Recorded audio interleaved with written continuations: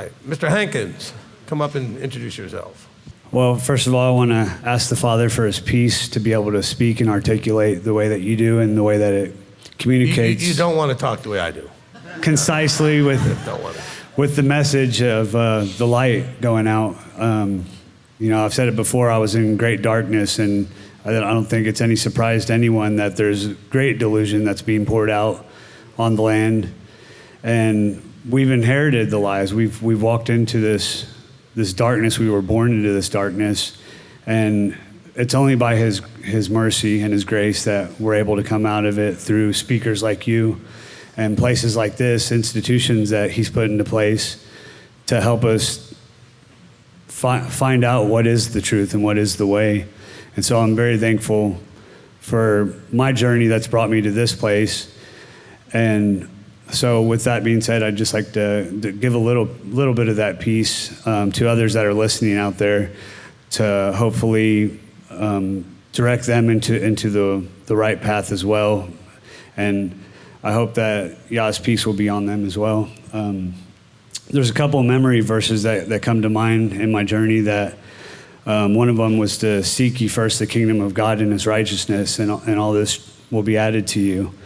And that's something that I took to heart. I wanted to persevere through everything that I was going through, the turmoil, and the Lord laid his chastisement upon me to humble me, because I had a pride and an arrogance problem that took me far, far away from him, and the peace was disturbed in my life. So I had to humble, he had to humble me to put me in the right place to where he could speak to me, because I had, like Michael, turned my face against him and wanted to cut through, the vines and the overgrowth my own way, and had stopped listening. He put me in a place where I could listen, and there was a couple different teachers that I'd listened to. One of them, I got wisdom and understanding through a visual process, and we kind of spoke about this last night in the counseling. And the other part of it was your teachings that I'd come across that I'd listened to. That was the audio side of it. And once I'd started learning about Torah and how it was relevant, there was the memory verse of, I don't know if it's a memory verse or not, but how Moses was able to speak to Yahweh on the mountain. And I looked up to that for inspiration, because he was able to fast for 120 days, and he was able to speak to Yahweh face to face. And he was a human like us, So I wanted to gain strength from that, to find out how is it possible to approach the Lord, to be able to do it in a right way where we're not consumed, and find find him in all this that we're going through. And so, he gave Moses this pattern to follow. And like you said to me this morning, and that was in Exodus 9. 25:9. 25:9. And then in the 1 Corinthians, it was said that we are the temple of the Lord. So during this process, I started recognizing that this is cyclical, it's a pattern, and it's just like anything else that we do in life. We have to train ourselves. We have to do it over and over, repetitiously, to become proficient at it. And any kind of great coach or trainer will tell you that that's what they do for training camps, like in basketball or anything. They visualize the win. They go over these things over and over again in their mind. And so at this place where I was put to be humbled, the only reason why I took this job was because the boss's email had a quotation on the bottom that said, "Unless the Lord build the house, they labor in vain that build it." And I'd come to that point where I'd built my house and done as much as I could in so many different ways to try to become successful in today's culture and in our age and where I'd come from, and I'd pushed myself, and I felt like because of wrong decisions and because of my sinful nature that I had messed that all up. I had built my house, but it wasn't on the right principles, the foundation of the rock. So during this process of being built up, I realized that this keeping of Torah was a pattern. And so I started practicing what I was learning. Keeping Shabbat was like number one, that this has to be, from Friday evening to Saturday evening, and we should learn from our big brother Judah that's doing this already. And I started questioning. There was another Christian man that I worked with, and I asked him, why are they keeping it on Sunday? And he had all kinds of answers, that the Sabbath day had been changed, and we do it on, this is called the day of the Lord now. And I started doing my own research, and I found out that the Pope thought he was God on earth, and he could change the Sabbath day to Sunday, which I don't know where he got that from, but he must have missed the memo. You're not supposed to take Yah's word and add to it or take away from it. So that was number one. There was a problem with the Sabbath day, and I learned that through keeping it, that me and my wife, we were going through this process together of learning how to have peace on that day, and not impose our will on everything and everyone around us, but to learn how to receive from Him and to be still and receive His peace. And then we started learning other things like eating clean. And I gotta say, steak's way better than pork and shellfish. So I'm glad I took the red pill. And many people don't realize that a lot of their problems are from dieting, eating the wrong way. And my wife found that out firsthand, that, when she stopped eating the pork and these things that were bothering her body, that she started receiving benefits from it as well. So during keeping Shabbat and learning to eat clean, I realized all these things were still relevant today. And why aren't we doing them? Why are we still celebrating in today's age and culture, where it's a cancel culture, where they're going to get their pitchforks ready to tear up your business or anything else?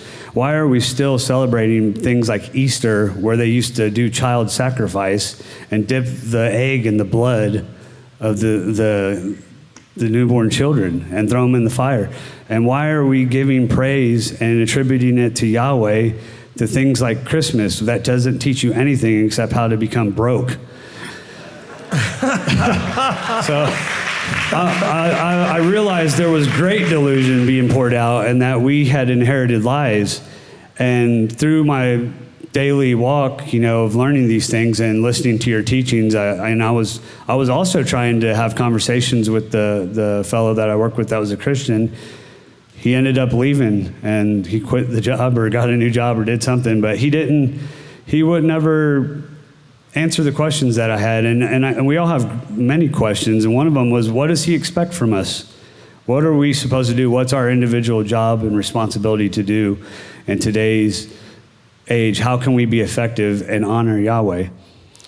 And he had placed these questions, and they were verbalized through my speech before He ever gave me the answer. And then later on, after He gave me the answers, then I realized that I could hope and trust in Him, because He's Abba, He's our Father. He's going to place us and chastise us and do what He needs to do to get us prepared for His return.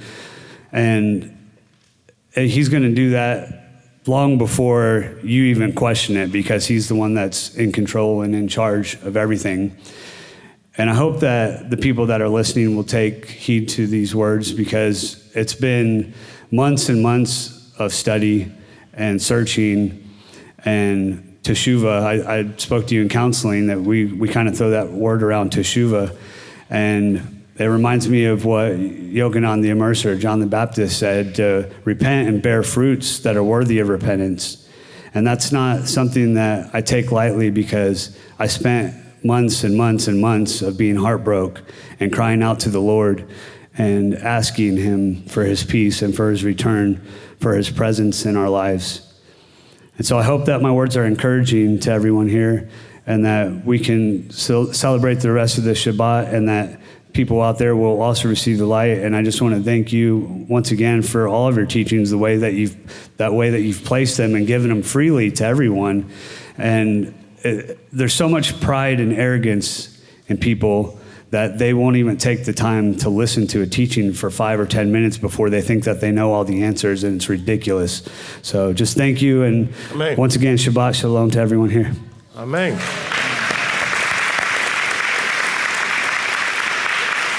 Very, very quickly, and you may want to make note of this for those of you that like podcasts. In my speaking with him last night, I had no idea, because he didn't know I didn't have any idea, that there's 873 of my teachings on a thing called Castbox, which is an app, as in like podcast, Castbox. And I think there's a free version, which I downloaded to see that it was on there. And ads pop up or whatever if you don't pay for the version. But apparently, when you pull up m.t.o.i, it has our logo. They're pulling it in from Podomatic or wherever they're pulling it in from. And so, but the thing is, you can, when you click on it, it'll show you all 873. You can click on, I want to listen to 300, what's the grouping from 300 to 320, whatever. So they have it broken up in, I don't know how many, 100 at a time or whatever it is. So you can find things that are older a little easier, I think. So, but it listed 873 teachings on there. So that included elders, Rabbi Toms, some of the m.t.o.i stuff seemed to be on like presentations. I guess they're pulling it maybe just from YouTube, and they're pulling it in there.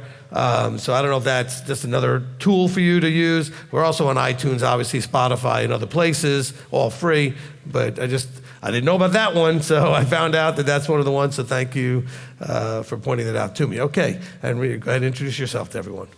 Shabbat Shalom, Rabbi. Shabbat Shalom. My name is Sally. I'm from Kentucky.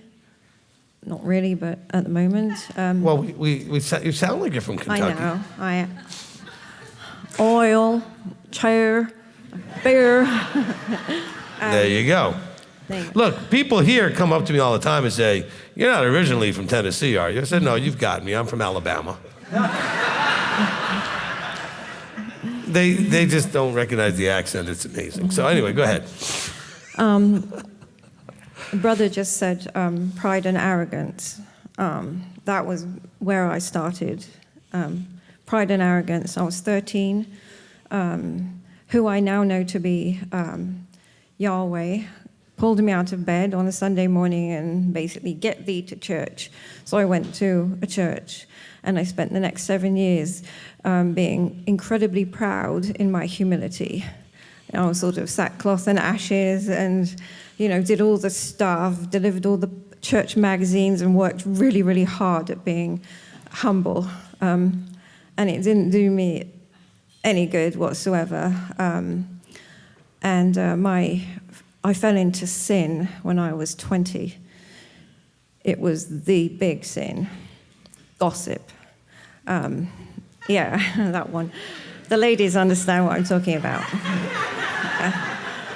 The men, not so much. Sadly, they don't. And that's part of it. No. I'm sorry, ladies. Now you're all mad at me. Well, that gives you more fuel to talk about me later. Right, more gossip. Go ahead. Well, no, it was a bunch of girls sitting around, my friends, and somebody said something, and I thought, we shouldn't really be talking about her. But then I joined in, and it was all downhill after that. I don't know why, but I sort of fell away, and of course it was church. But I never grew up in a church. My parents were completely secular. My dad was a Freemason, half-heartedly. My mom just wasn't interested in anything like that. Nobody I knew went to church, so I didn't have all that stuff going on. So anyway, I just led a secular life and became an atheist, like an ardent atheist. That was my new religion. Went to university, learned lots of very atheistic things. And then after a while, got into witchcraft.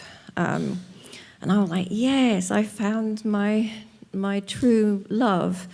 And I was terrible at witchcraft. I mean, I couldn't remember anything that I was supposed to do.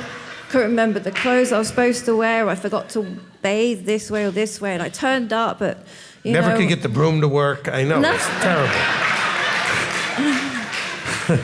I mean, and the person that was teaching me kept telling me off all the time. Oh, you're just so bad at this. And so anyway, after he ditched me because I was rubbish, I tried to do it on my own for a year, and I was even worse. So Anyway, so then I got divorced. I don't know if those things were related at all, but I got 3 children by then. And then I met my second husband in a pub after a couple of pints. And anyway, so he lived in America. He was English, but he lived in America. So I said, bye. And then he sent me an email, and then he asked me to marry him. So I said, okay. And I didn't know he was a Christian or anything at all. And so, but I sort of said, okay, fine. And so anyway, long story short, a year and a half later, we were in England, and he hated it, but he said, okay, but because I was such an awful person, like really just messed up, and I'd done all the witchy stuff, and, drank a lot of beer and wine and stuff. Everything, pretty much. He one day said to me after I'd confessed a terrible thing that I'd done, he said, the only person that can save you is Jesus. And the truth is, at that moment, I felt the incredible weight of my sin. And like it didn't last a second, but I was on my face, on my kitchen floor. And it took me several days to recover. And that was the 27th of December, 1999. And it took me days to sort of get over that. And we can argue about names and all this kind of stuff. Now, of course, I call him Yeshua, but that name, it resonated with me. I was on my face. I couldn't really do much except just get up, go to the Christian bookstore, and get a Bible. That's what we did. It turns out, he wasn't a good guy. So what he decided to do was, because I was such an awful person, make me read the Bible for 10 hours a day for a year and a half. I was very blessed. I had the opportunity. I didn't have a job. I was a stay-at-home mum. So literally 10 hours a day. So within the first couple of weeks, evolution out the window. Got that, creation, got that figured out. Wow, and then it all just went from there. So I was just in a fantastic position to start with the scriptures. We didn't have a home church. He kept sort of flitting from one to the other. He didn't like anyone, so he didn't like any pastors or people, really. So that was great, We didn't have to find a place or anything. So we just went around, finding, different things. And so I didn't get into church. We just kept reading the Bible. And, I had to get rid of all my stuff and, because I was a new creature, all my books, all my clothes. I was left with a set of clothes, but everything else, no computer, no nothing. It was just the scriptures. Now, at the time, it hurt a lot, but, what is Romans 8:28? All things work together for good for those who love God and are called according to his purpose. And I think that's the thing that a lot of churches forget. We all want to say, all things work together for good, but, you figure out eventually if you're called or not, according to his purpose, and after, how many more children did I have? I don't remember. Six more. I'm just thinking one here and one there and a couple, yeah. Anyway. I know, it's hard to keep track Yeah, sometimes. It really is. Yeah. It's hard, really hard to keep track. They run around, you're like, oh, you want a mine? I don't know. Sometimes it doesn't even matter. I found 2 last night, actually, wandering around the hotel. I'm just like, oh, let's just pick them up. So I'm walking around with this kid. I'm like, where's your dad? I've got about 23 daughters I only met in the last 6 months. Yeah. Or a couple of years. So. Anyway, unfortunately, we found their parents. Otherwise, I would have just kept them. Why not? They were so cute. Anyway, and they had a nice car. They had a key fob with a really nice car attached to it. Yeah. So the car was nice too.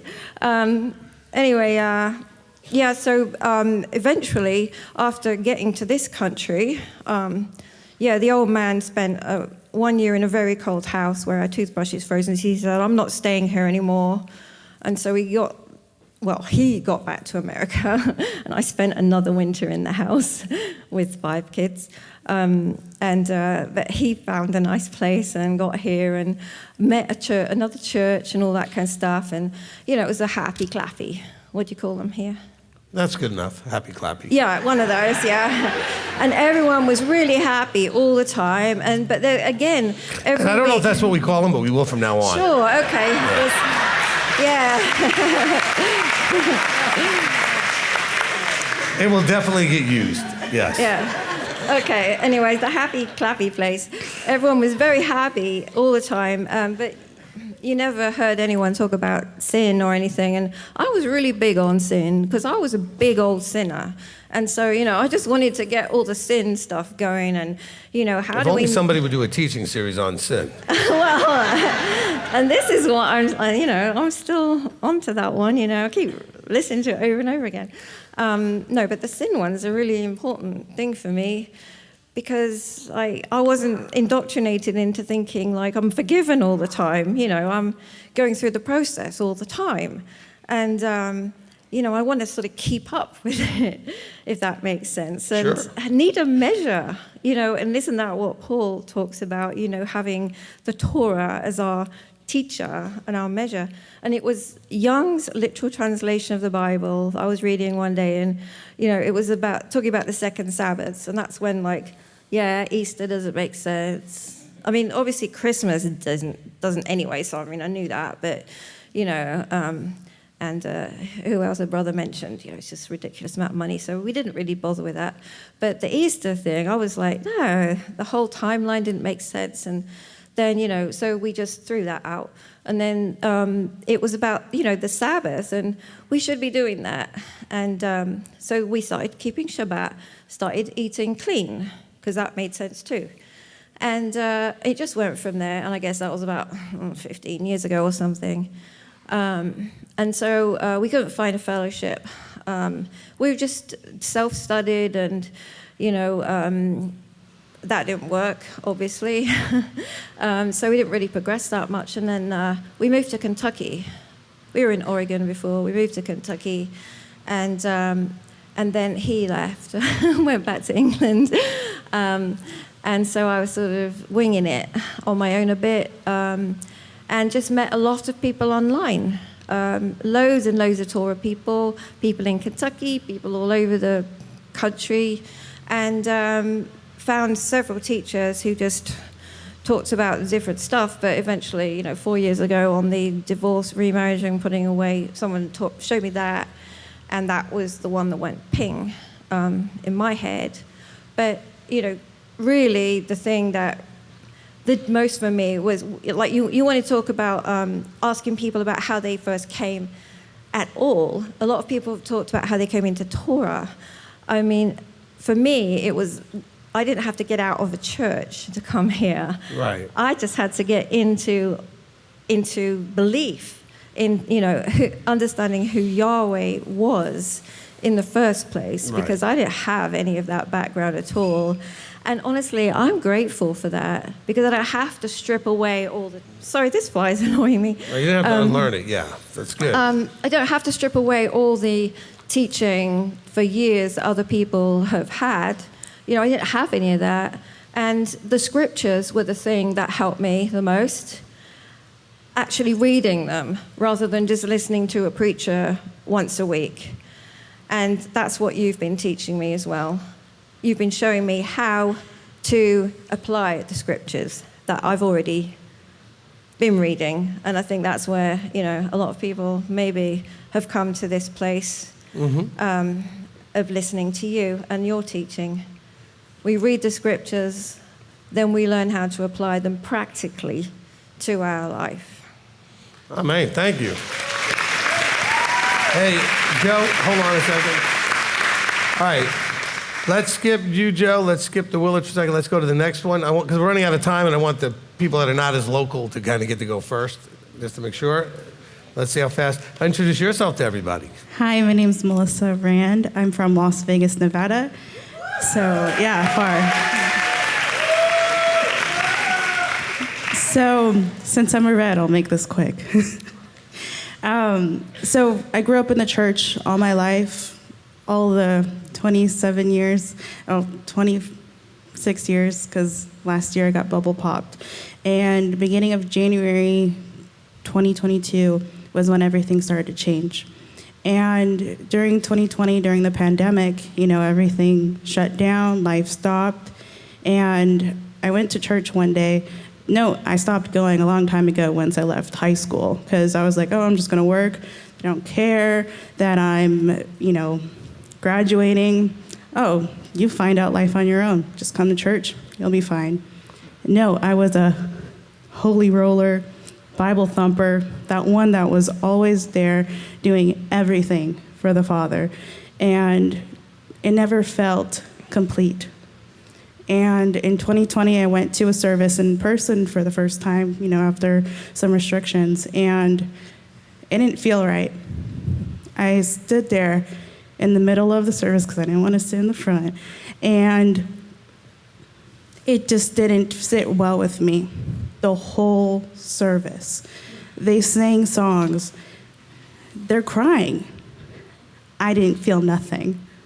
And I'm like, am I the crazy one that's not crying or feeling something right now? No, that was me today. I was... Right? It's like, am I heartless? Did I not feel anything? Is something wrong with me? And I'm like, no, I'm doing good. I'm working. I'm staying busy. I went to school, got all my stuff. So no, it's not me. And after the service over, I couldn't even talk to anyone. I literally booked the place and left to my car to go home. And you can ask my mom and my sister. They were like, what was wrong with you? And it didn't sit well with me being in there. Right. And after that, I didn't go to church at all. And that was in 2020. And now 2021 coming up, my sister comes home one day, January 1st. And she was like, I'm changing this.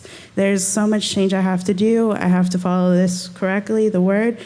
And I saw that in her, and I was like, I want that. Because growing up, I never felt complete. I felt depressed, always hard on myself, negative thoughts. And I had so many walls I had to break down that I didn't know I had. And anybody else have that problem? Oh, yeah. I was stubborn. Yeah. And as anybody have that problem? Anybody stubborn? And as I started going down, I started crying. And I haven't cried for a long time. And when I did, my heart was becoming more open to hear the word, to hear the Father. And I remember reading Proverbs over and over and over again because I wanted wisdom, I wanted understanding, but I never got it growing up. And reading it again from then and into now, it's a whole different world. And it's only because of the Father, Yeshua, Yahweh. And at this time last year, in 2022, forget the years, at Shavuot, I've been watching you guys since last year, at the beginning, and Shavuot last year, I actually started hearing your teachings more. And I heard a lot of the congregation talking about Shavuot, and they're like, beware of false prophets. This is the one. Watch this. That changed my life. And I was like, all right, I want to put you up to it. I'm going to watch it, see how it is. I watched it, and I felt like I was Dr. Strange going through time warp. Like, what the heck? And learning all this knowledge, I was like, Jesus is the Antichrist. And I can say that, and all of you guys understand me, and I'm not crazy. Yeah, but the YouTube just canceled our channel, and all right, you just spoiled the punchline for everybody. Go watch the show, the teaching, Beware False Prophets. Okay, go ahead. Sorry. If we're still on live. Okay, so. And after that, I was like, I need to know what I'm doing. I need to know who I am. there's so much I'm missing. Right. And I went down the wormhole of all your teachings, and I thank Yahweh for allowing me to have the ears to hear and the eyes to see his word, and using you as my teacher to provide that. And I thank Yahweh, and he's so amazing, and he deserves everything. And to be here today, a year from at home in Las Vegas, to be here in Cleveland, Tennessee for the first, second time I actually came from Pesach. But Right. it was amazing. And I will keep honoring the Father for the rest of my life until he calls me. But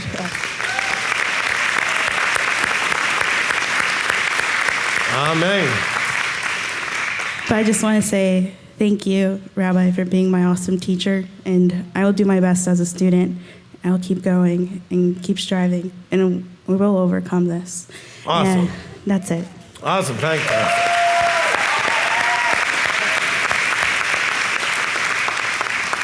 All right. You may be the last one tonight, Mr. Silas McAdoo. All right. I hope I can keep the mic up. Yeah, I was going to say, don't talk with your hands. You got to keep it over here. Me and do gossip. And this is confirmation. I'm 8 years old. I was raised as Baptist, mother and father. My friend Jose, we go to his church, Sanctified. Holes in my shoes, poor folks. So you know how it go. But anyway, I wasn't ashamed of the fact, and they had, what do you call it when they call them down, front? Altar call. Yeah. Why are you asking me that? I have no idea what that is. But I'm 8 years old, and I give my heart. I'm crying, everything. What I know, I'm looking for thunder and lightning, something to happen. Feel something. Nothing. Come to counseling. There's plenty of that. Yeah, but anyway. Thunder, lightning, everything. So we make a long story short, the fact that I tried, nothing happened, and I always was in the church. And so at 17, I left home. I went and joined the Army. And I started keeping the Sabbath. I knew a while about Yahweh. And in 1990, well, I was 17 when I got circumcised, but it was for other reasons. And I started keeping the Sabbath, eating kosher, and I was a vegetarian. And it was hard while I was in service to try to keep the Sabbath. I could deal with the eating right, but I couldn't deal with the Sabbath because they don't wait for you when they're shooting at you. Yeah, you can't shoot me today. Shabbat. But so anyway, I went to, because the Jehovah's Witnesses had Yahweh's name. And so anyway, I studied with them for 25 years. I wouldn't join because I couldn't deal with the foolishness. But anyway, for the rest of the time, I was just like anybody else, young man, chasing women, getting high, doing things you ain't supposed to be doing. But I always I was walking down the middle of the road. I wanted my cake and ice cream too. So that's the way I live my life. Things happen, which you know about, and I ran into a rabbi, and he straightened a lot of things out because when we talked, I knew a lot. I'd read the Bible already, so that's the reason why I went from church to church to church to church to church. Because they never could answer my questions. I'm young, I'm a kid, and I'm asking questions, and I can't get an answer. And just like the other people here were saying, Acts says that they were speaking in Hebrew. How they get JC? How do you understand something if you only got half the book? Yeah. taking Paul out of context. Matthew 23. Follow what the Pharisees say, but not do what they do. Okay. But most of the churches I went to, they told us that's how they said you have to follow the leadership. But the leadership is doing stuff that they ain't supposed to. And everybody that doesn't know anything about a Baptist church, you better hold on to your wife. listening to the minister. But it was the same thing when I talked to the rabbi. He explained things to me. I learned Sephardic, and I did pretty good. But then my situation in 1996 was the first time I ever heard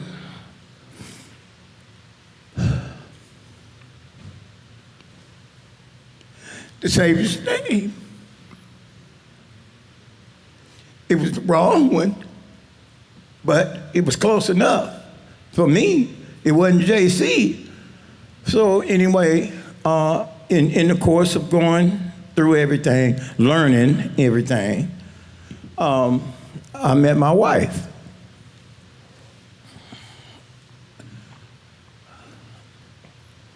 My situation, she didn't run when my life came crashing down. And I believe she was sent to me for her as well as me. Amen. Because she was in a situation worse than mine. But anyway, the confirmation came when a friend told me about you and gave me your covenant. And I said, oh, cool. This will work. The Are You Covenanted teaching, yeah. Yeah. Because basically speaking, the people I studied with while my situation... By the way, that's really what Israel said when Yahweh offered it to him. He said, cool, this will work.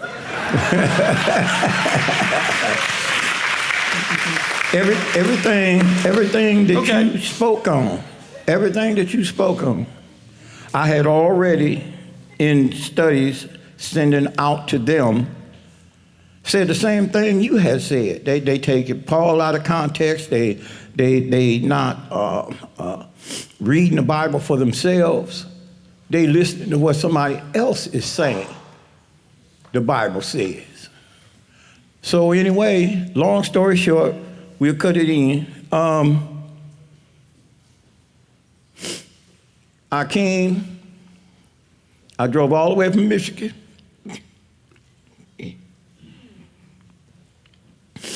Just to talk to Rabbi. I say, well, I don't like a lot of things he's saying, but I like what he's saying. If y'all understand that. Oh, wait. Now, hold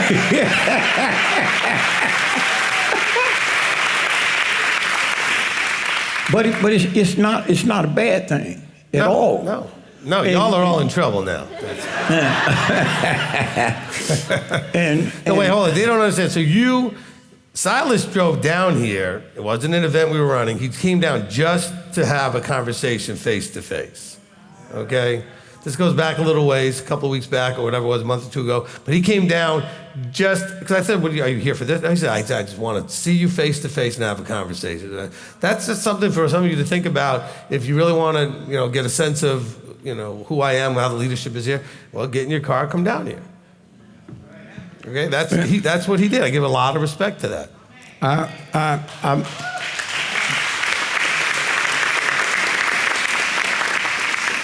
I didn't know about the assemblies of Yahweh and what was said because I've studied with them for almost 25 years as well. First of all, I'm 75 years old. but I studied with them as well. I never knew that they did anything like the Jehovah's Witnesses. They never did it to us. Me and my wife, they never did it to us. I spent Passover with the Assemblies of Yahweh. They put us in the trail and all that. They never did anything. I don't. But see, there's more than well, it's the same one, the one in Pennsylvania. It's the same one. But the thing is, being there and membered is different than just being there and visiting. I got you. Okay, that makes sense. Yeah, so. Yeah. They're going to treat the guests real nice till you get in there. But anyway, that's where I've been doing I've been tithing for the last, well, I might as well say most of my, Mama gave us 25 cents to put in the little, they pass it around. And that was another issue that I should have spoke on when I spoke to my mother about it. I say, the minister riding around a Cadillac, $1,200 suits on, and we eating beans and rice. But I never fit in. When I was young, I never fit in. I wouldn't do what everybody else was doing. I mean, I messed my life up, true, but I wouldn't cross the line. I walked down the middle of the road, yes, but I wouldn't cross the line. The Father has always been in my life. I'm supposed to have been dead 7 times. I had a person point a gun at my head and pull the trigger, and it went off. It went off. It didn't go off. We fighting over the gun, point up in the air, and it went off. It did it 3 times. It frustrated the boy so bad he walked off.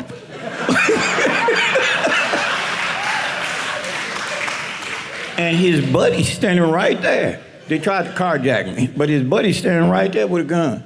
And he just looking dumbfounded, and they both walked off. But getting back so we can let somebody else talk. No, you're last, but this is we do have to wrap it up, but you're the last one. There's nobody coming after you. You can wrap it up. That's the reason why, like I said, we spent Passover with them. But that's the reason why I drove down here, and that's what I had explained to you, that I came to verify where he wanted me. Amen. Amen. This is who I be.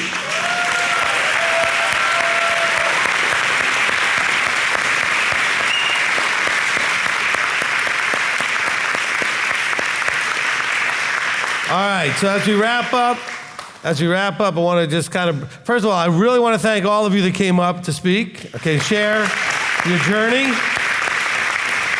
And look, I want to be clear, this wasn't just so I get a bunch of people to stand up and say any nice things about me and the ministry and stuff like that. How many of you now, well, first let me ask you this question. Did you notice that there's a common theme with all of them, that people have questions that aren't getting answered? Anybody have that experience before you found this ministry? All right. And then how many of you found that you're finally getting answers there? Okay, all of you. Because that's what I've been called to do, is to answer questions, but not dance around them, not avoid them, not sugarcoat them and flip them around, but answer questions. Because people need answers. And that's what I think Paul was saying, is that these guys in Ephesians 4:11, this fivefold ministry guys, part of their role is to answer your questions. And so, because I hear that from all of the people saying, I was frustrated before, we found you, because we have all these questions. You ask a pastor this, you ask this one that, or this Messianic person this, and you're not going to get answers. You're not going to get straight answers anyway, okay? And so, we really appreciate the opportunity that we have as a ministry to try to answer some questions. And by the way, we don't just answer questions and make stuff up. If I don't know the answer, I'll tell you I don't know the answer. But most of the time, he gives me an answer. So it's not like, that happens all that often. And it's not because I necessarily claim that I just knew the answer, okay? But he'll give me, sometimes I'll say I don't have an answer, then within a minute, I'll be like, hold on, wait a minute, he just gave me something for you. And he's also got this bug kind of going around here bothering me. All right, so now I want to ask you a second question. So first I said about the whole thing with the having questions, but don't you feel now like you know Sally a little better? Silas a little better? Okay, the brackets a little better? Okay, and all the other people, Melissa came up. I mean, don't you feel like you know them a little better now? Okay, like you can relate to them? And so, you know, and Stephanie and anybody else, I don't want to leave out going through the whole list of people that came up here, but that's why you want to share some of your stories with each other, okay? So people can relate to you and you can relate to them. Now, I don't mean share all the ugly stuff that may scare the, you know, whatever out of somebody, because some of you had some stuff that's pretty traumatic. So be careful who you share that stuff with, but a lot of it's more, like when you guys came up here, you were pretty, you know, good in packaging some of the things that I know a lot more about that you're not sharing, but that you didn't need to go any deeper than you did. And people still got enough of the message and enough of an understanding, and they can relate to you. See, the whole thing is, it's hard to come together when you're busy thinking, yeah, but why would anybody talk to me? My life's been a you-know-what show from the beginning, okay? And so, but their life's been similar. Oh, but I look at them, they don't look like that. Neither do you to us. We're looking at you, we can't see all that. You think it's written all over you, though. It's not, okay? And so, I mean, I'll tell you what, I've heard every possible kind of story just about. Not a whole lot of stuff can be told me at this point that'll surprise me. But what surprised me sometimes is I wouldn't have seen it coming from the person who's saying it to me, because just from what I know of them and seeing them, they don't look like they went through that kind of a trauma necessarily, okay? But I want you to be able to relate to each other. That's how you can really love each other and be there for each other, is by sharing. You know, it talks about bearing one another's burdens. One of the burdens is sharing a little bit of your life's journey so that you can know that somebody else can say, you know what? I understand. I'm here for you because I went through something similar. And I understand that journey. And you're like, really? I'm not the only one? And that's powerful. That's really, you know, that's why I wanted to do this today as part of what we do when we get together as a family, these bigger events. You know, maybe do a little bit more of this at each of the feasts, just to give, one session there where people haven't come up yet, just so we can get to know each other a little better, And the cool thing is that when you do it this way, everybody got to hear the story at the same time, so you don't have to tell it 20 times. Or 100 times, or 200 times, right? All right. Well, fantastic job, everyone.